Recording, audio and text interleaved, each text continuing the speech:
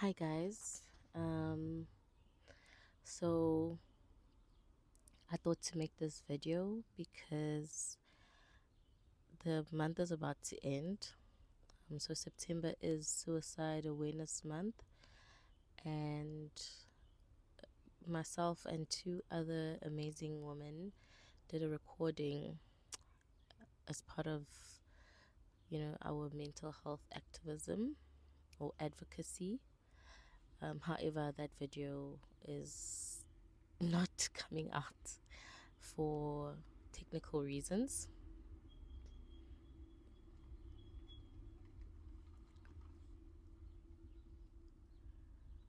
Yeah, so then I thought, because this is something that's very important to me, I must do a short video just talking on the subject of suicide, mainly focusing on individuals who have lost loved ones to suicide. Mainly also because this is something that's very important and personal to me, as I lost my mother to suicide. So, yeah, it's not an easy conversation. I think I've openly spoken about this twice. Like, when I say openly, I mean on a social media platform. So I've only spoken about it twice, and the other time, the other one time, is the video that I spoke about earlier that has some technical issues. So I don't know if it will come out now or maybe at a later stage. Mm. So this is a tough topic for me, and I think it's a tough topic for many people, not just me. I think if you've lost someone to suicide, there are so many emotions involved. And I always think back and, like try to imagine what my life would have been like had I not had that experience. And I can't seem to come up with a different story. I can't seem to see the possibility of another me outside of my experience. Um, but yeah, I think my intention with wanting to talk out or speak up about losing someone to suicide is to bring awareness to the stigma related to having a loved one die from suicide, and also tell everyone that it's okay to talk. It's okay to have feelings. It's okay to express yourself. The story is yours as well. By the mere fact that you lost someone that you love, this has become part of your story.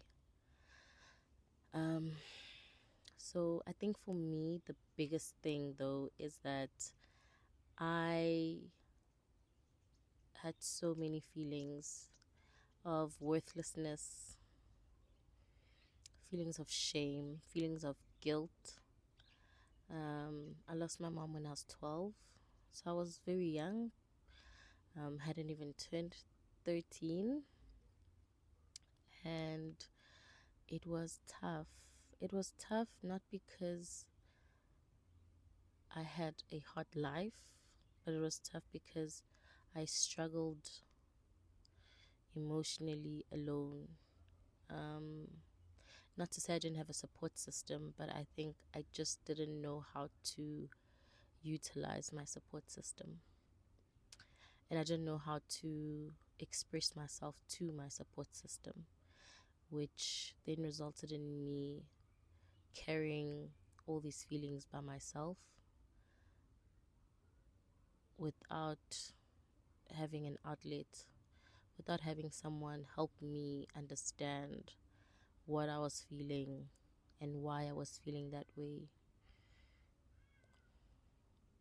Losing my mother changed my life. Whether whether I was always going to be this person, I don't know. But I do know that losing her reshaped the trajectory of my life drastically, immensely.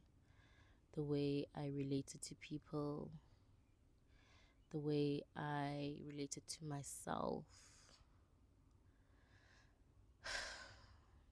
I, for a long time, struggled with self esteem and confidence.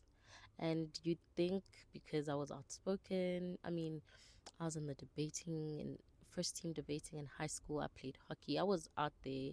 I was living. But inside, I was dying. And the reason I want to speak up and the reason I want us to engage in this particular conversation is firstly because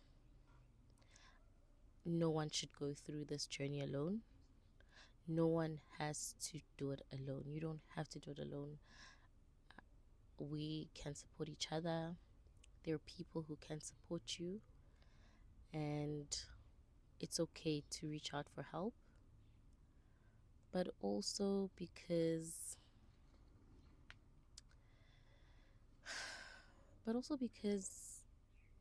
it's a conversation we need to have. It's a conversation that needs to be had. The stigma, the shame, that's not yours to carry. That's not yours to bear.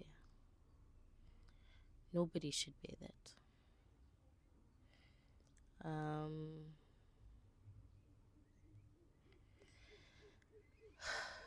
So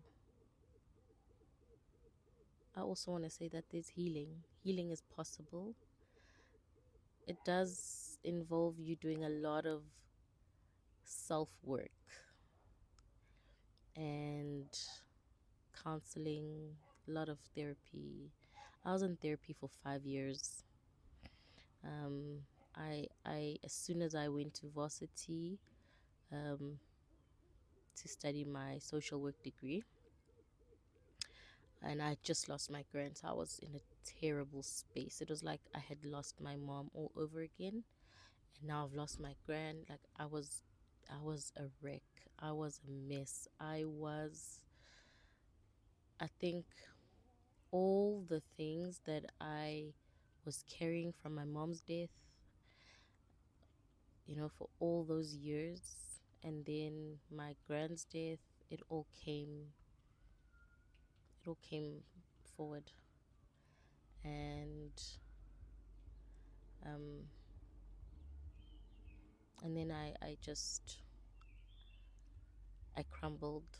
I crumbled beneath the weight. I just couldn't carry it anymore. And so I sought help. And I'm so grateful for my therapist, my then therapist.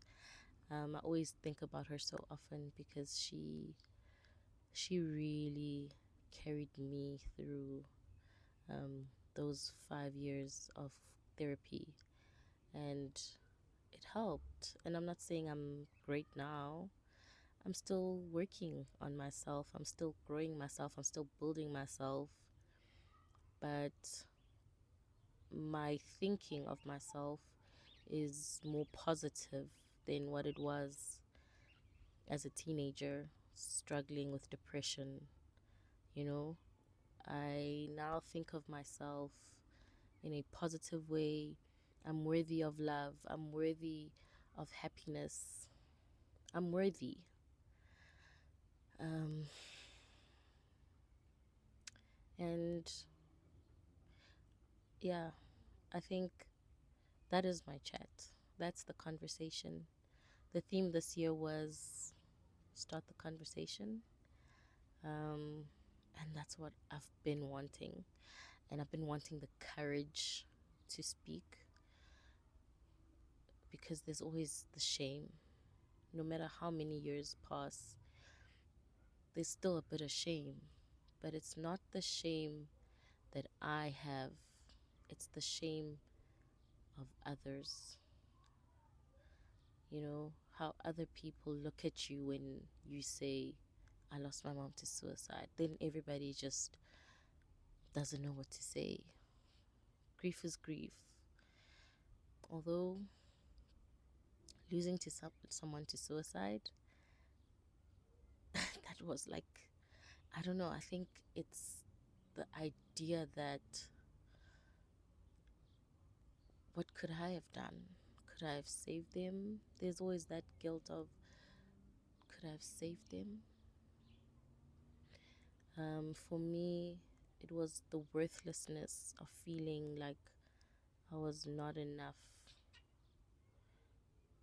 to live for. And that was I'd say, my very young mind, because I also understand that depression is a very terrible disease. It's a terrible disease. And I think the minute we understand that as well, maybe we can better support people who are going through whatever difficulties they're going through. But yeah, I wanted to talk about this particular topic, and I want to continue having these particular conversations with others who have also lost loved ones to suicide, or have had their own experiences with suicide. And let's be brave, let's be courageous, let's hold each other. You're not alone. Sometimes it's very lonely, but you're not alone. There is someone out there. There's always someone out there to reach out to talk to. I think we need to learn how to ask for help and reach out. But yeah, I don't want to go on and on and on. I think that is just maybe the start of the conversation, and I'm okay.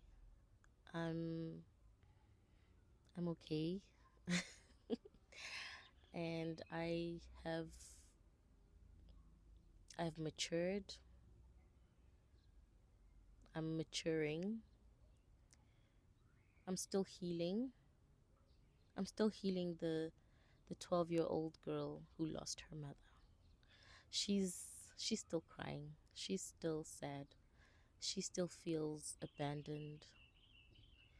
But I think with the work that I've done and I continue to do, there's comfort. You know, we get to comfort each other. And I get to be someone who is there for others who may be going through something similar. And I think that's also something that's very important to me, is being there for others who may go through something similar to what I went through.